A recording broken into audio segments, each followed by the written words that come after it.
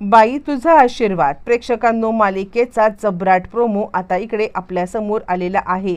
आत्तापर्यंत आपण इकडे पाहत आहोत की आता अवनी आत्तापर्यंत तुमचं घर आणि हे घर सोडून जाण्याच्या ज्या काही गोष्टी आता सतत करत असते, पण त्याच वेळेला अवनीला मात्र आता समजलंय की या घरावरती येणारं खूप मोठं संकट आणि ते संकट आपल्यामुळे येणार आहे हे सुद्धा अवनीला समजलेलं आहे।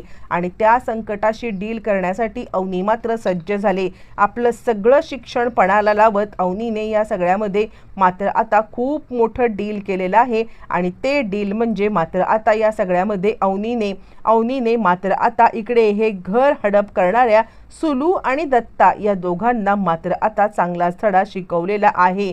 नक्की आता काय घडलंय, हा सगळा प्रकार काय आहे आणि आता हे घर ताब्यात घेण्यासाठी तिने आता अशी काही योजना केली की सुलू आणि दत्ता यांचं राहतं घर सुद्धा आता धोंड्याच्या नावावरती निघते हे स्वतः अवनी सिद्ध करणार आहे। हो प्रेक्षकांनो, मालिकेचा कसला जबरदस्त म्हणजे टर्निंग पॉइंट आलाय। अवनीने असं काय शोधून काढलंय, अवनीला असं काय समजलंय, सगळं सविस्तरपणे पाहू।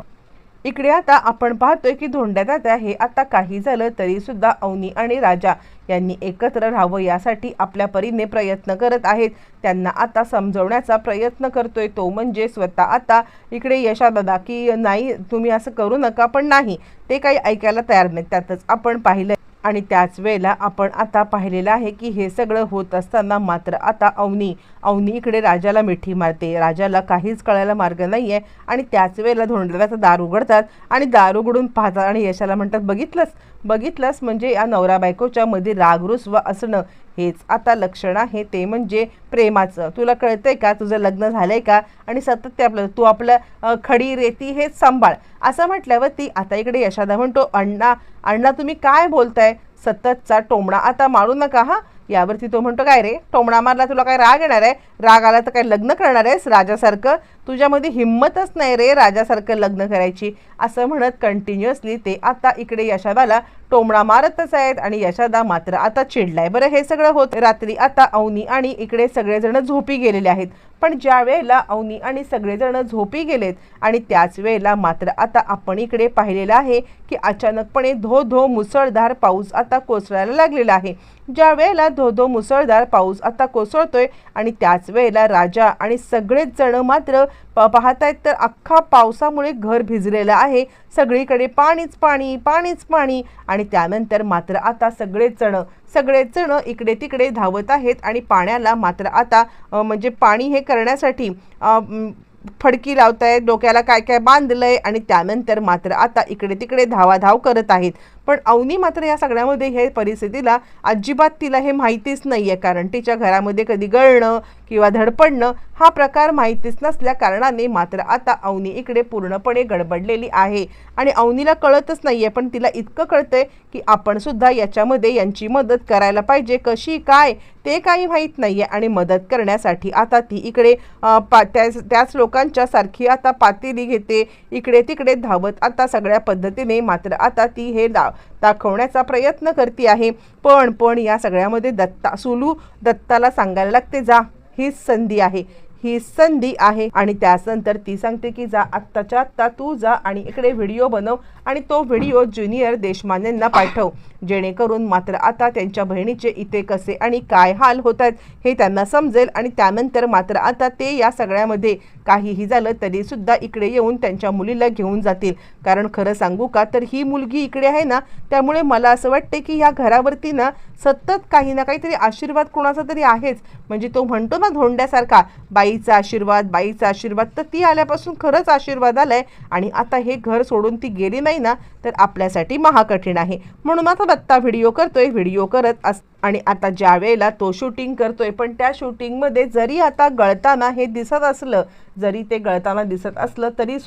तरी सुद्धा या सगळ्यामध्ये मात्र आता धोंड्या आपल्या सुनेला इकडे तिकडे काहीही होऊ देत नाहीये।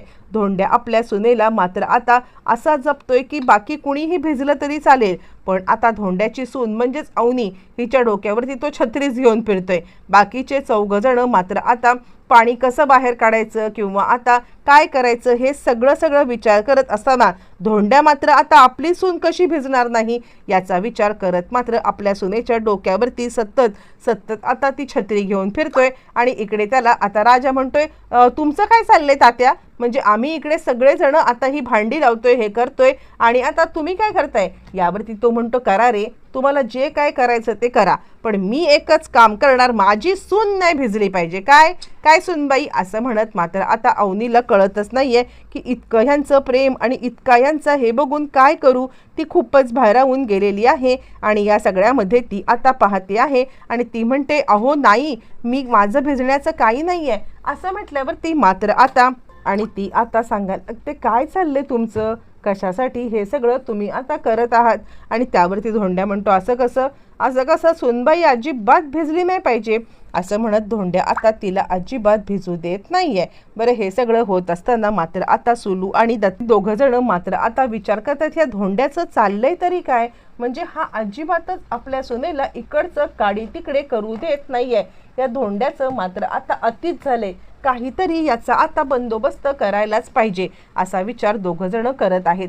बरं, हे सगळं होत असताना मात्र आता सुली सांगायला लागते, ते काही नाहीये, आता आपल्याला एकच काम करायला लागणार आहे आणि ते म्हणजे या धोंड्याला मात्र आता या सगळ्यामध्ये काहीही झालं तरी सुद्धा आता इकडे म्हणजे त्याला आता ती स्टोरी काढायची, त्याची आता भूतकाळातली स्टोरी आता काढायची आणि भूतकाळातली स्टोरी काढून आता इकडे त्याला कोणत्याही परिस्थितीमध्ये अवनीच्या मात्र आता नजरेमध्ये पाडायचं. आणि त्यावरती दत्ता म्हणतोय, ते पण सोड, सगळ्यात महत्त्वाचं म्हणजे ज्युनियर देशमानेंनी मला आता सांगितलंय की काहीही झालं तरी सुद्धा ते आता आपल्याला म्हणजे हे घर मिळवून देणार आहेत. तर बघूया वकिलांच्या मार्फत काही नोटीस वगैरे पाठवता येते का, ते सुद्धा मी आता पाहणार आहे. असं म्हटल्यावरती ती म्हणते, जे काय करायचं आहे ना ते लवकर कर, म्हणजे आता आपल्या डोक्यावरून पाणी निघून चाललेलं आहे. काहीही झालं तरी सुद्धा मात्र आता ही अवनी माझ्या डोक्यात खूपच खटकायला लागलेली आहे.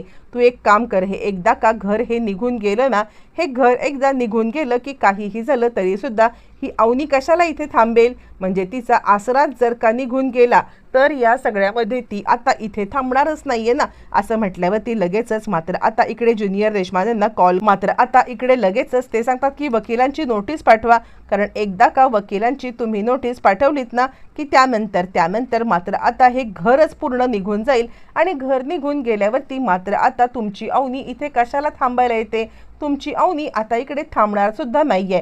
असं म्हटल्यावरती मात्र आता इकडे विचार करायला लागलाय तो म्हणजे अवनीचे वडील की बरोबर आहे, एकदा का घर निघून गेलं म्हटल्यावरती मात्र आता अवनीचा तिकडे थांबण्याचा काही प्रश्नच येत नाही. लगेच कोर्टाची नोटीस पाठवली आणि त्याच वेळेला सुली आता अवनीकडे आले आणि काय ग, अजूनही याच घरामध्ये राहणार आहेस का, तुला आता कळतच नाहीये का की काहीही झालं तरी सुद्धा आता हे घर मात्र आता तुझ्या लायकीचं राहण्याचं राहिलेलंच नाहीये, तू आत्ताच्या आत्ता इथून निघून जा असं मला वाटतंय. आणि त्यावरती मात्र आता अवनी इकडे सांगायला लागते, तुमचा प्रॉब्लेमच काय आहे, तुम्ही काय या सगळ्यामध्ये मात्र आता माझ्या घरच्यांच्या पाठी लागलेत. यावरती ती सांगते, कारण आता तुझ्या घरावरती नोटीस येणार आहे, काहीही झालं तरी या घरामध्ये मात्र आता तू इकडे राहू शकणार नाहीयेस. असं म्हटल्यावरती मात्र आता अवनीला कळतच नाहीये की यांचं चाललंय तरी काय. अवनी आता इकडे पेपर ज्या वेळेला येतात त्या हातामध्ये पेपर आल्यावरती मात्र आता अवनी इकडे खूपच चिडलेली आहे आणि चिडलेली अवनी आता त्यांना सांगते, खबरदार माझ्या आता घराच्या इकडे नोटीस काढली तर तुम्हाला काय वाटतं आम्ही अडाणी आहोत का. मुळातच या सगळ्यामध्ये हे घर नावावरती आहे ते म्हणजे माझ्या सासऱ्यांच्या, आणि या सगळ्यामध्ये इतकंच नाही आहे तर आता तुम्ही जे घरात राहता ना ते घर सुद्धा माझ्या सासऱ्यांच्या नावावरती आहे. आणि त्यामुळे मात्र आता काहीही झालं तरी सुद्धा या घरावरती आणि बाजूच्या घरावरती दोन्हीही घरावरती जो काही अधिकार असेल तो आता माझा आणि माझाच असणार आहे, म्हणजे आमचाच अधिकार असणार आहे. तुम्ही आता काहीही झालं तरी सुद्धा या सगळ्यामध्ये आता मात्र आम्हाला हे करण्याचा प्रयत्न करू नका असं म्हणत मात्र आता अवनीने या दोघांना धडा शिकवलाय आणि आता काहीही झालं तरी त्या घरावरती सुद्धा आपला अधिकार सांगितलाय. अवनीच्या या हुशारीमुळे मात्र आता गडबडलेली आहे ते म्हणजे सुली, आणि सुली विचार करते ही तर भारीच हुशार निघालेली आहे आणि सुलीच्या पायाखालची घराची जमीन हादरले ज्या वेळेला, मात्र आता इकडे अवनीने त्या घरावरती सुद्धा आपला अधिकार सांगितलेला आहे। एका झटक्यात मालिकेची सगळी समीकरणं अवनीने बदलून टाकलेत आणि फायनली या सगळ्यामध्ये मात्र आता यांना चांगलाच धडा शिकवलेला आहे। म्हणजे आता सुलू आणि दत्ता यांच्या राहत्या घरावरती अवनीने आपला अधिकार सांगितलेला आहे।